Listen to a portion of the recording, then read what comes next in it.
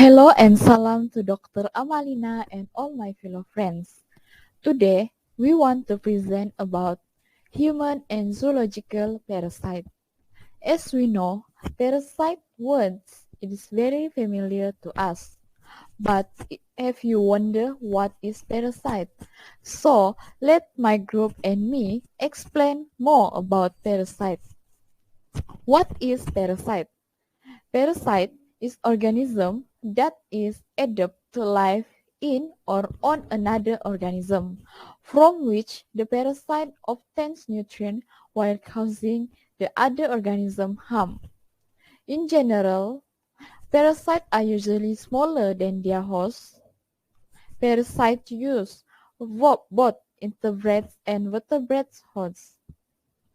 Adult parasites may live on the host, for example, lice live on the human hair, or in the host body, for example, tapeworms live in our stomach, or feed on the host body occasionally, for example, mosquito who suck our blood.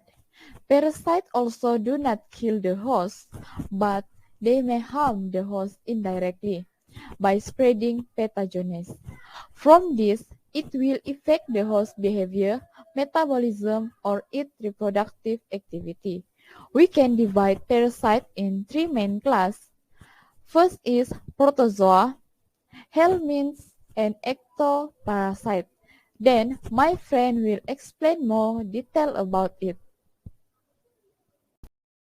Next, there are three main classes of parasites, which is protozoa, helminths, and ectoparasites.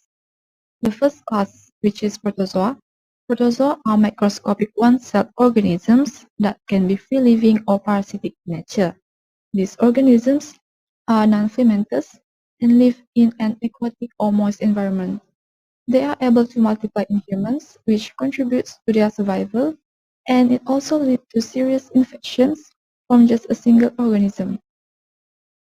The second one, which is helminths. Helminths are large multicellular organisms that are visible to naked eye in their adult stages, and it contains organ system. Like protozoa, helminth can be either free-living or parasitic in nature, and in their adult form, helminths cannot multiply in humans.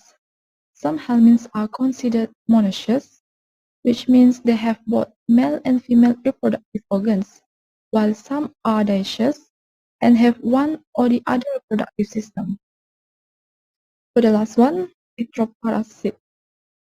Although the term ectoparasites can broadly include blood-sucking arthropods, such as mosquitoes, this term is generally used more narrowly to refer to organisms such as ticks, fleas, flies, and mites that attach or burrow into the skin, and it remains in the skin for long periods of time.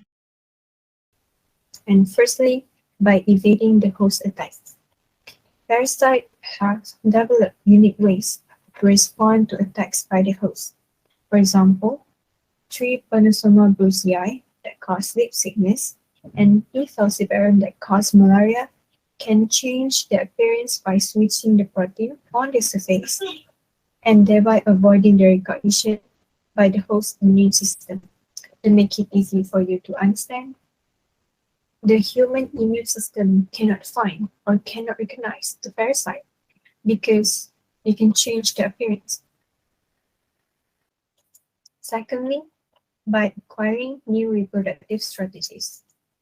If they have problems in finding mates in the host body, they acquire new reproductive strategies.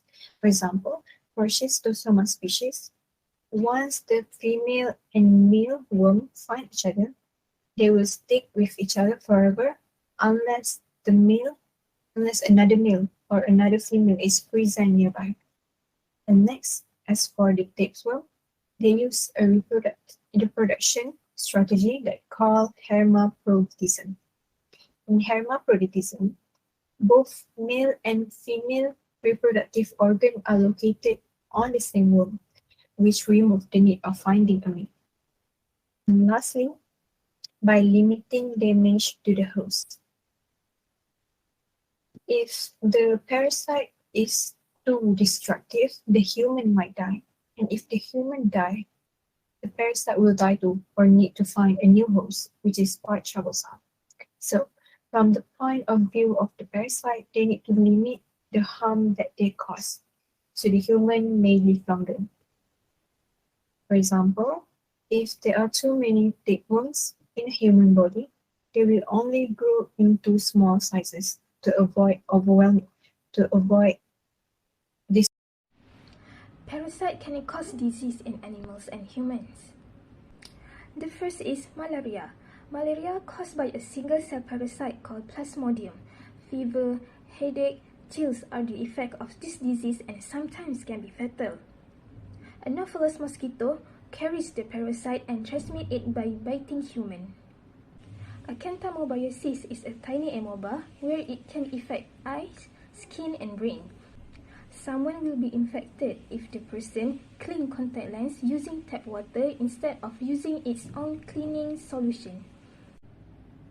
The symptoms of acanthamobiasis are eye pain, eye redness, blurred vision, sensitivity to light, sensation of something in the eye, and excessive tearing. The third is Chagas. Chagas is a disease caused by Trypanosoma cruzi that can affect blood, muscle, nerves, heart, esophagus, and colon. It is transmitted through insect bites as its vector. So, how can we know if someone affected by this kissing bug disease? The person will get mild flu-like symptoms, loss of appetite, swelling or sore near the eye or any parts of the face where infection occur. In long term, heart failure and abnormal heart rhythm can occur. Next is elephantiasis lymphatic filariasis. This disease can be spread through mosquito bites and affect the lymph system. It will lead to lymphedema, and elephantiasis cause swelling and enlargement of arms and legs. Scabies caused by a tiny mite called Sarcoptes scabiei varhominis in human, where the mites burrow into the upper layer of skin, live there and lay eggs.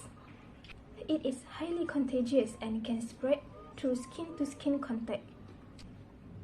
Sarcoptes scabiei vulcanis cause mange in dogs. Dogs can be affected by scabies from infected dogs or coyotes and foxes.